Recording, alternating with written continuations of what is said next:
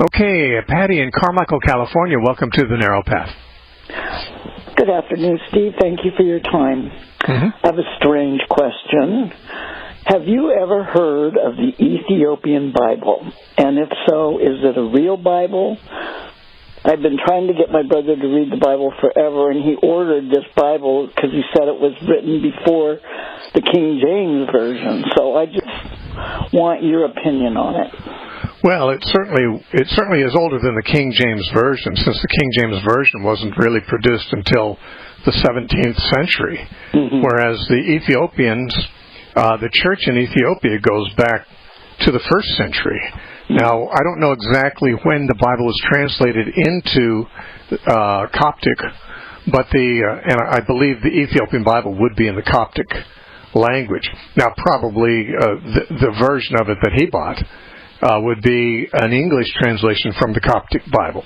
Right. And but the Bible, the Hebrew and the Greek Bible, were translated into the Coptic language, which was a language commonly spoken in North Africa, Egypt, Ethiopia, and those regions.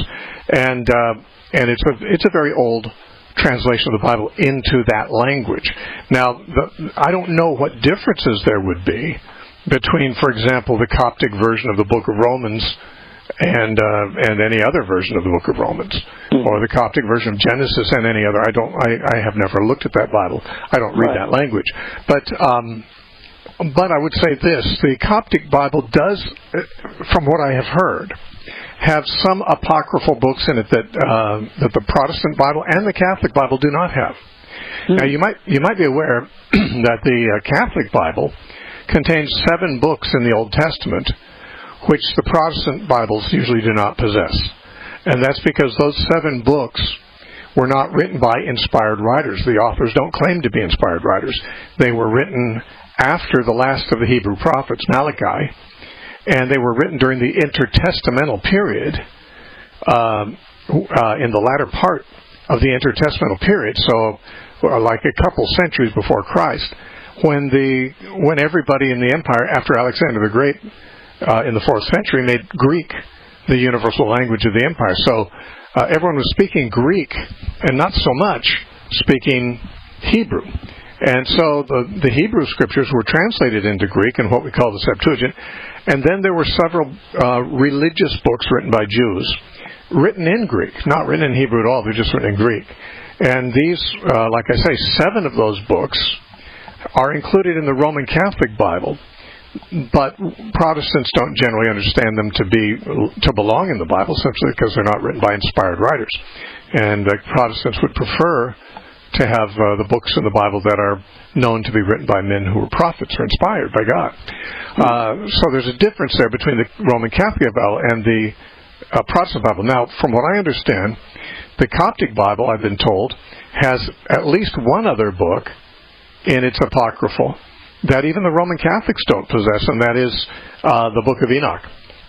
Now, there may be others besides in the Coptic Bible, but the Book of Enoch, I believe, is part of their Old Testament canon.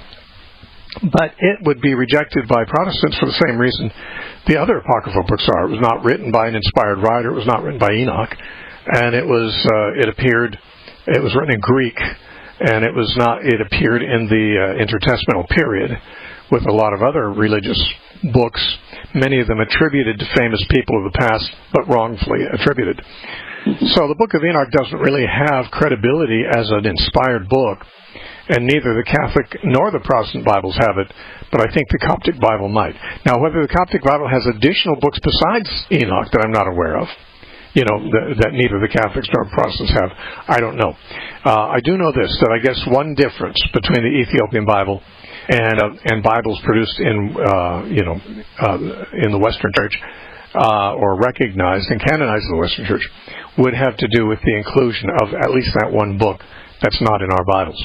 Right. I don't know of any other differences.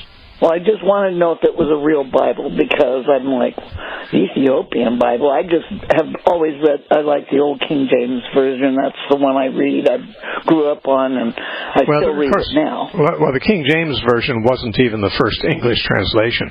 But I mean, there were English translations prior to the King James, the Tyndale and the Wycliffe and so forth. And so, I mean, the King James is not the oldest English Bible, but the Bible was translated from its original languages into many different languages, at least several, prior to any English translations being made. Remember, the Bible was not written in English. The King James Version was not read by Jesus or the apostles. The Bible was written in Hebrew and Greek, not even modern Hebrew and Greek, but ancient Hebrew and ancient Greek, and 2,000 years ago and older. And was translated into, remember in our earlier call today I was talking about the Old Latin and the Old Syriac. Those were translations of our Hebrew and Greek scriptures into those languages. And those translations were made very early in the first few centuries of the church, long before any English Bibles were translated. And then, of course, the Coptic Bible, I don't know exactly when it was translated, but it was definitely in the early centuries also. Well, I just wanted to make sure it was a real Bible, that he wasn't going off on some weirdo thing. Well, it's not a different religion than Christianity. They have our Bible, but they also have a book or two that we wouldn't have. Right. All right. Well, thank you for your call. It's good talking to you, Patty. Bye. God bless.